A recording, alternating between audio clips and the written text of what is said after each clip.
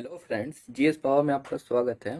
और आज हम पॉलिटी के सेगमेंट का दूसरा क्लास करने जा रहे हैं। और आइए देखते हैं कि इसमें जो मुख्य टॉपिक है वो क्या है।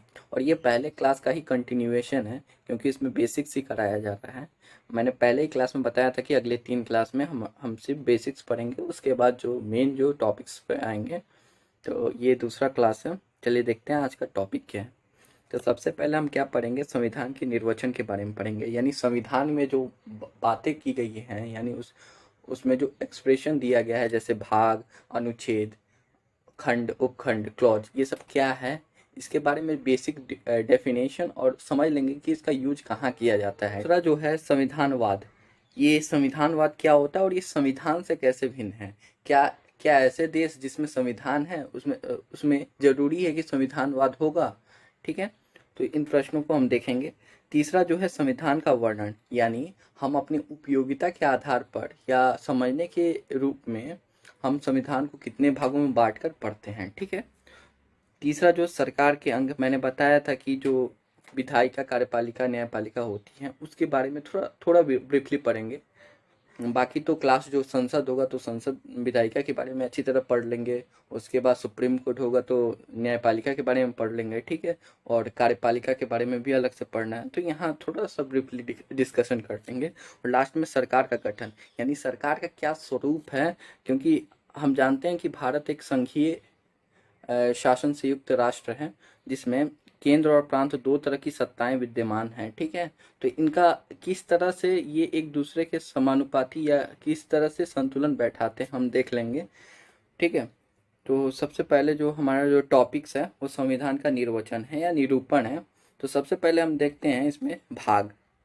भाग किसे कहते हैं, हम देखते हैं कि संविधान को कई भागों में बांट दिया गया है। जो मूल संविधान थी उसको 22 भागों में बांटा गया था। वर्तमान समय में संशोधन के बाद वर्तमान समय में देखें तो 25 पार्ट हैं। ठीक है, तो ये भाग होते क्या हैं, तो क्या किया जाता है कि एक ही प्रकार की चीज़ों को एक जगह व्यवस्थित किया जाता है। यानी संविधान में उपयोगिता के लिए क्या किया जाता है कि एक ही प्रकार की जो चीज़ें होती हैं उनको एक जगह बांट दिया जाता है, एक जगह रख दिया जाता है। ठीक है, तो कैसे रखा जाता है, जैसे हम मान लेते हैं भाग 3 जो है ये फंडामेंटल राइट से संबंधित है। ठीक है, तो अब क्या किया गया है कि हमारे संविधान में अलग अलग जगह फंडामेंटल राइट्स नहीं बताई गई है। भाग 3 के अंतर्गत जितने फंडामेंटल राइट्स हैं वो सबके बारे में बता दिया गया है। ठीक है, दूसरा एग्जाम्पल है, दूसरा नागरिकता का।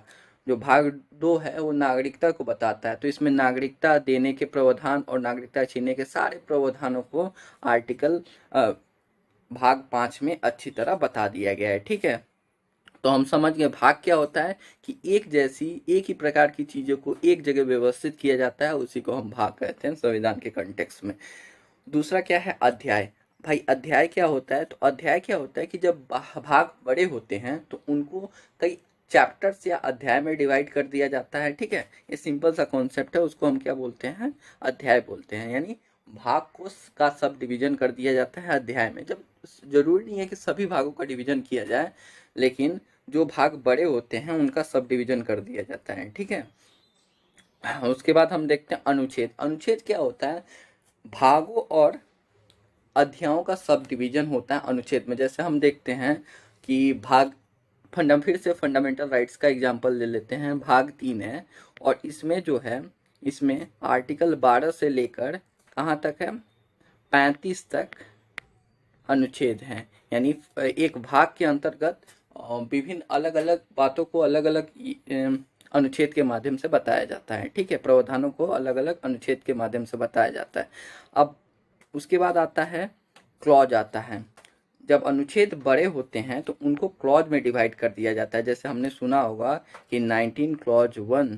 ठीक है, देखिए क्लॉज को इस प्रकार लिखा जाता है, ब्रैकेट के अंतर्गत लिखा जाता है। ठीक है, इससे क्या पता चलता है कि ये जो 1 है वो किस पर डिपेंडेंट है, 19 पर। यानी ये 19 का एक सब डिवीजन है या 19 का भाग है। लेकिन हमने बहुत जगह देखा होगा कि संविधान में ऐसे लिखा जाता है 35A। ठीक है, अब देखो इसमें इसमें और 35A, इसमें क्या डिफरेंस है कि ये जो है ये 35 क्लॉज ए पढ़ा जाएगा और इसको 35 ए पढ़ा जाएगा। इससे दो इन्फॉर्मेशन मिलती हैं। एक इन्फॉर्मेशन जो है कि इस तरह अगर लिखा गया होगा तो ये क्या किया होगा, संविधान संशोधन के बाद यानी कॉन्स्टिट्यूशन अमेंडमेंट के बाद जोड़ा गया होगा। और दूसरा क्या बोला गया, और दूसरा क्या इन्फॉर्मेशन पता चलता है कि जो ए है, ये जो ए है वो 35 से स्वतंत्र है। यानी आर्टिकल 35 में कुछ भी हो, हम 35 ए में कुछ और डाल सकते हैं, लेकिन 35 क्लॉज ए में हम कुछ और नहीं डाल सकते। इससे रिलेटेड ही किसी टर्म को इसी का डिवीजन करते हैं, ठीक है। तो यहाँ से हमको क्लियर हो गया कि क्लॉज और बिना क्लॉज में अंतर, डिफरेंस क्या होता है। क्लॉज क्या हो, छेदों का सब डिवीजन होता है, ठीक है, क्लॉज। और जब हम बिना क्लॉज के लिखते हैं तो उससे क्या पता चलता है, उससे ये पता चलता है कि ये संविधान संशोधन के द्वारा लाया गया है। और दूसरी बात ये पता चलती है कि ये जो आर्टिकल है ये इससे इंडिपेंडेंट है, यानी ये जो है 35 से इंडिपेंडेंट है। लेकिन 35 क्लॉज ए जब लिखते हैं तो ए क्या है, डिपेंडेंट है किस पर, 35 पर। यानी 35 को ही विस्तार करके ए में लिखा गया है, या 35 के किसी भाग को ए में लिखा गया है, ठीक है। तो हमने समझ लिया क्लॉज क्या होता है। दूसरा हम देखते हैं सब क्लॉज। सब क्लॉज क्या होता है, जब कोई कोई क्लॉज क्या होता है, बहुत बड़े होते हैं। जैसे एक एग्जांपल लेते हैं, 19 आगे आप हम पढ़ेंगे फंडामेंटल राइट्स में, 19 clause 1 sub clause A, 19 clause 1 sub clause B. इसका मतलब क्या हुआ कि जो ये क्लॉज जो है, क्लॉज 1 क्या है, बहुत बड़ा है, ठीक है। तो इसको क्या कर दिया गया है, डिवाइड कर दिया गया विभिन्न सब क्लॉजों में। यानी सब क्लॉज क्या है, क्लॉजों का सब डिवीजन है, ठीक है, सब क्लॉज। तो इतना क्लियर हो गया। भाग क्या होता है, एक जैसी चीज़ों को एक जगह रखना। अध्याय यानी बड़े भागों को डिवाइड करके रखना या बड़े भागों का सब डिवीजन। अनुच्छेद क्या होता है, भाग या अध्यायों का सब डिवीजन होता है, ठीक है। खंड क्या होता है, बड़े अनुच्छेदों या बड़े आर्टिकलों को हम सब डिवाइड कर देते हैं, उसको क्या बोलते हैं, खंड बोलते हैं। अब हम देखते हैं अनुसूची यानी शेड्यूल। हमने बहुत बार सुना होगा पॉलिटी पढ़ने के क्रम में कि अनुसूची होती है। तो हम बता दें कि जब मूल संविधान जो बना था उसमें 8 अनुसूचियां थी, और वर्तमान समय में हम देखते हैं कि इसमें 12 अनुसूची हैं। तो भाई इसमें डिफरेंस क्या होता है, मतलब ये अनुसूची होती क्या है। सबसे पहली बात जो है, अनुसूची होती क्या है, बहुत कम लोगों को ही पता होगा कि अनुसूची होती क्या है। देखो, जो अनुसूची होती है वो क्या होती है, अनुसूची संविधान के अंत में दी गई विषयों की वह सूची होती है जो संविधान के किसी प्रावधानों की व्याख्या करती है, ठीक है। मतलब अनुसूची संविधान के अंत में दी जाती है, और वो किससे संबंधित होती है, वो जो होता है संविधान के किसी प्रावधान से संबंधित होती है, ठीक है। मतलब ये इंडिपेंडेंट नहीं होता अनुसूची, ठीक है, वो संविधान की किसी प्रावधानों की व्याख्या करती है। तो हम देख लेते हैं संविधानवाद किसे कहते हैं। तो संविधानवाद में वही संबंध होता है, संविधान और संविधानवाद में वही संबंध होता है जो साधन और साध्य में होता है, साधन और साध्य में होता है। साधन क्या होता है, एक तरीका होता है, एक माध्यम होता है, ठीक है, जिससे साध्य यानी लक्ष्य को प्राप्त किया जाता है। तो साधन क्या है, संविधान है, और इसका लक्ष्य क्या होता है, कोई भी संविधान का लक्ष्य क्या होता है, संविधानवाद लाना, ठीक है। तो पहला पॉइंट हमने समझ लिया कि संविधान और संविधानवाद में क्या संबंध है, तो साधन और साध्य का संबंध है, ठीक है। दूसरा पॉइंट है, संविधान से सत्ता की उत्पत्ति होती है, ठीक है। जो संविधानवाद से युक्त राष्ट्र होता है, वहाँ जो शासन प्रणाली का निर्धारण कौन करती है, संविधान करती है, ठीक है। एक अच्छा एग्जाम्पल मैं भारत का एग्जाम्पल लेना चाहूँगा, जिसमें देखिए भारत में जो शासन पद्धति किस तरह की होगी, संसदीय प्रणाली होगी, पार्लियामेंट्री सिस्टम ऑफ डेमोक्रेसी होगी, या प्रेसिडेंशियल फॉर्म ऑफ डेमोक्रेसी होगी। इसका निर्धारण किसने किया था, तो इसका निर्धारण हमारी संविधान सभा ने किया था, और संविधान के माध्यम से हमने इस शासन व्यवस्था को अपनाया था। तो क्या हो गया, तो यहाँ क्या हो गया, भारत के कॉन्टेक्स्ट में संविधान से सत्ता आया, संविधान से सत्ता आया। लेकिन अगर हम दूसरे कंट्री में देख लें, किसी ऐसे कंट्री में देखें जहाँ क्या है, जहाँ एक राजतंत्र है और राजा ने बोला कि एक संविधान बना दिया जाएगा, संविधान बना दिया जाएगा, ठीक है। तो संविधान बना दिया जाएगा, तो ये जो फॉर्म है, राजा के द्वारा संविधान बनवाया गया, तो ये क्या हो गया, सत्ता होगी, सत्ता से संविधान बन रही है, यानी ये संविधानवाद के अनुकूल नहीं है, संविधानवाद के जो पैरामीटर है उसको फुलफिल नहीं कर रही है, ठीक है। यानी संविधानवाद का एक लक्षण ये होता है कि संविधान से ही सत्ता की उत्पत्ति होती है, ठीक है। दूसरा हम देख लेते हैं कि संविधान संविधान का उद्देश्य, ठीक है, मतलब संविधान बनाने का जो मूलभूत उद्देश्य होता है, किस लिए बनाया गया है, तो वो क्या होता है, वो संविधानवाद होता है। यानी संविधान इसीलिए निर्मित होता है कि देश में संविधानवाद लाया जा सके, ठीक है। तीसरा जो पॉइंट है वो सीमित शासन। देखो क्या होता है कि जब हम संविधान का निर्माण करते हैं तो संविधान का उद्देश्य क्या है, संविधानवाद है, ठीक है। तो संविधान का निर्माण करने के क्रम में कॉन्स्टिट्यूशन बनाया तो वो क्या करता है, नागरिकों को बहुत सारे अधिकार देता है। जैसे हमको फंडामेंटल राइट के रूप में बहुत सारे मौलिक अधिकार प्राप्त हैं। डीपीएसबी भी एक तरह के अधिकार है, लेकिन उसको लागू कराने के लिए सुप्रीम कोर्ट नहीं जा सकते, लेकिन यह राज्य का कर्तव्य है कि ये भी अधिकार नागरिकों को दिया जाए, ठीक है। तो इस तरह के अधिकार प्राप्त हैं। तो जो अधिकार जब नागरिकों को प्राप्त होता है तो जो स्टेट होता है उसकी शक्ति सीमित हो जाती है। जब स्टेट की शक्ति सीमित हो जाती है तो क्या हो जाता है कि ये संविधानवाद के लक्षण में सम्मिलित हो जाता है, यानी सीमित शासन हो जाता है। स्टेट का पावर जब कम हो जाता है तो क्या हो जाता है, शासन सीमित हो जाता है। और हमारे जो भारत के नीति निर्माता और शासन पद्धति से जुड़े हुए लोग हैं उनका भी मानना है कि मिनिमम गवर्नमेंट मैक्सिमम गवर्नेंस हो, ठीक है। मोदी जी का भी नारा है मिनिमम गवर्नमेंट मैक्सिमम गवर्नेंस, ठीक है। तो शासन भी चाहती है कि इस तरह सीमित शासन हो, ठीक है, क्योंकि यह संविधान का मूलभूत है और संविधानवाद का लक्षण है। तो भारत इसे प्राप्त करना चाहता है और कुछ हद तक प्राप्त भी किया है। एक कंपेयर कर लेते हैं और इसे एक निष्कर्ष निकालते हैं, ठीक है। तो सबसे पहले देख लेते हैं संविधान और एक संविधानवाद, ठीक है। देखो भारत में क्या है, भारत और चाइना दोनों में संविधान है, लेकिन संविधानवाद की बात करें तो भारत इन सब क्राइटेरिया को फुलफिल करता है। लेकिन चाइना क्या है, सीमित शासन चाइना के पास नहीं है और ना ही संविधान से ही सत्ता का निर्माण हुआ है, ठीक है। तो ये दोनों कंट्राडिक्ट कर रहे हैं। संविधान के उद्देश्य यानी लोक कल्याणकारी राज्य की स्थापना, ये सब तो है, कुछ हद तक है ये वाला, लेकिन बाकी ये दोनों को फुलफिल नहीं कर रहा है, ठीक है। वहाँ शासन से यानी सत्ता से ही संविधान का निर्माण हुआ है और सीमित शासन नहीं, ये व्यापक शासन है। वहाँ जो है नागरिकों को मूलभूत अधिकार तो भारत से दुगुने तीन गुने में प्राप्त हुए हैं, लेकिन मौलिक अधिकारों का उपचार का अधिकार उन्हें नहीं दिया गया है। जैसे भारत में आर्टिकल 32 और 226 में हम सुप्रीम कोर्ट और हाई कोर्ट जा सकते हैं अपने मूल अधिकार को लागू करवाने के क्रम में, लेकिन वहाँ इस तरह की व्यवस्था नहीं है, ठीक है। तो इस तरह हम बोल सकते हैं कि चाइना में जो है संविधानवाद नहीं है। तो इससे यह एक निष्कर्ष, अच्छा निष्कर्ष निकल गया कि जहाँ जरूरी नहीं है कि जहाँ संविधान है वहाँ संविधानवाद भी हो, ठीक है, नहीं भी हो सकता है, ठीक है, लेकिन उद्देश्य जो होता है संविधान का यही होता है, ठीक है। तो संविधानवाद हमने पढ़ लिया।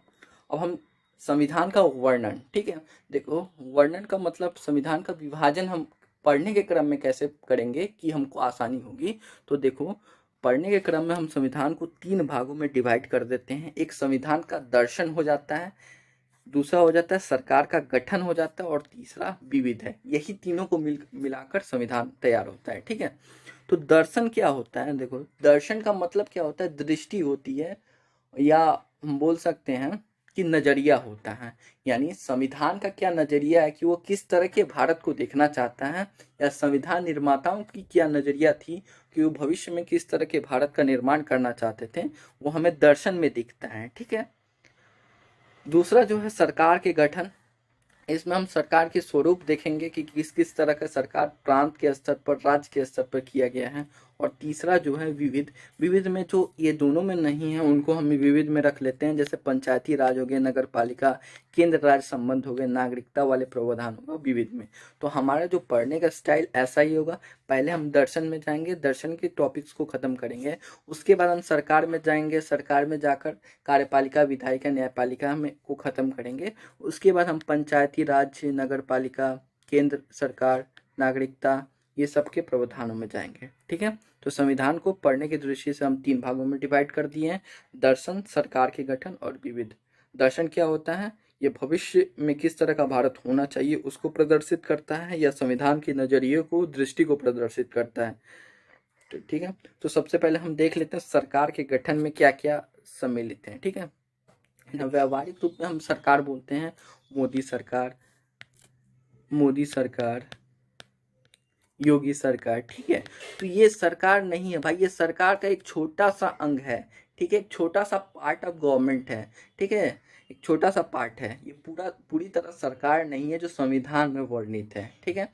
तो आज से हम उसको सरकार नहीं बोलेंगे, हम सरकार की व्यापकता को देखेंगे कि कितना बड़ा डिवाइड किया गया है सरकार को और कौन कौन से सरकार में सम्मिलित है, ठीक है। सिर्फ मोदी और योगी सम्मिलित नहीं है, सरकार का दायरा काफ़ी व्यापक है। तो हम देख लेते हैं कि सरकार का दायरा क्या है और सरकार की परिधि क्या है, ठीक है। तो सबसे पहले हम देखते हैं सरकार के पार्ट ऑफ गवर्नमेंट क्या होता है। तो सरकार के 3 अंग होते हैं, एक विधायिका होती है जिसको लेजिस्लेटिव या लेजिस्लेचर बोला जाता है, दूसरा जो होती है कार्यपालिका जिसको एग्जीक्यूटिव बोला जाता है, और तीसरी होती है न्यायपालिका जिसको जुडिशरी बोला जाता है, ठीक है। अब देखो इसका काम क्या होता है। तो देखो जो विधायिका होती है वो क्या करती है, विधि का निर्माण करती है। हम जानते हैं कि यहाँ ये जो पार्ट है वो क्या करती है, विधि का निर्माण करती है, विधि का या कानून का निर्माण करती है, ठीक है, आप नोट कर सकते हैं। कार्यपालिका जो है वो क्या करती हैं, ये विधि का क्रियान्वयन करती है, यानी विधि को लागू करती हैं, विधि का क्रियान्वयन करती है, ठीक है, विधि का क्रियान्वयन करती है। और न्यायपालिका क्या करती है, विधि के निर्माण या क्रियान्वयन में जो समस्याएं आती हैं, क्रियान्वयन में जो मुद्दे या विवाद आते हैं उनका समाधान करती हैं, समाधान। निर्माण और क्रियान्वयन में जो भी विवाद आते हैं या मुद्दे आते हैं उनका क्या करती है, समाधान करती है। तो हमने समझ लिया कि विधायिका का काम विधि का निर्माण करना है, कार्यपालिका का काम विधि का क्रियान्वयन करना है, और न्यायपालिका का काम क्या है, विधि का निर्माण और क्रियान्वयन के क्रम में जो भी मुद्दे या विवाद आते हैं उनका समाधान करना है, ठीक है। तो यहाँ जो है कार्यपालिका को भी 2 भागों में डिवाइड कर दिया गया है।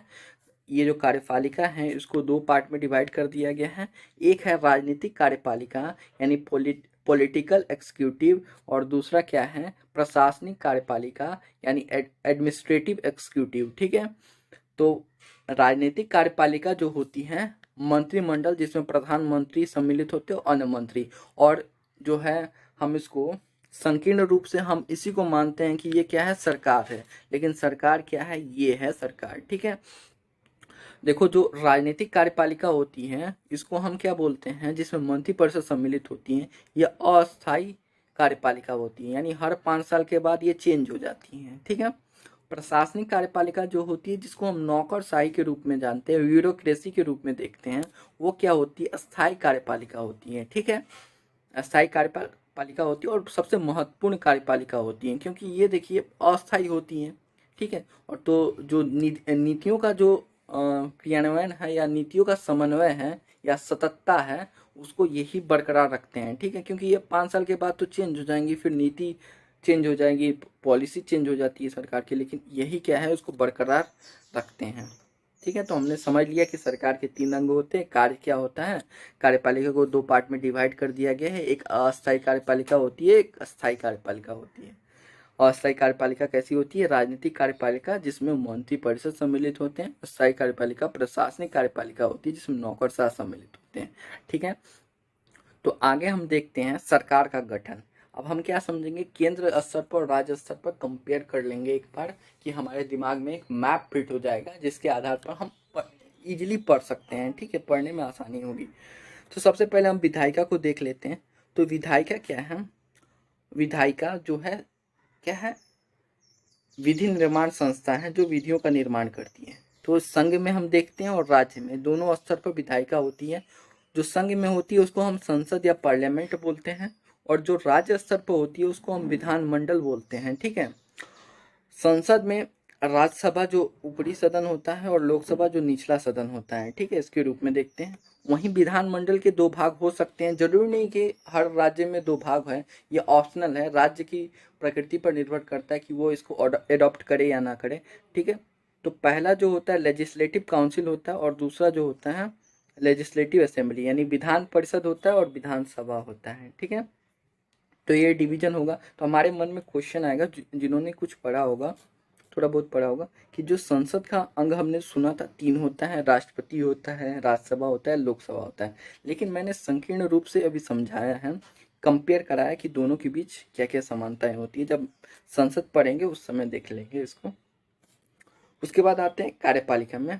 कार्यपालिका में संघ और राज्य के का कंपेयर अगर करें तो संघ में कार्यपालिका का प्रमुख जो होता है राष्ट्रपति होता है, और वैसे ही जो राज्य में कार्यपालिका का प्रमुख होता है राज्यपाल होता है।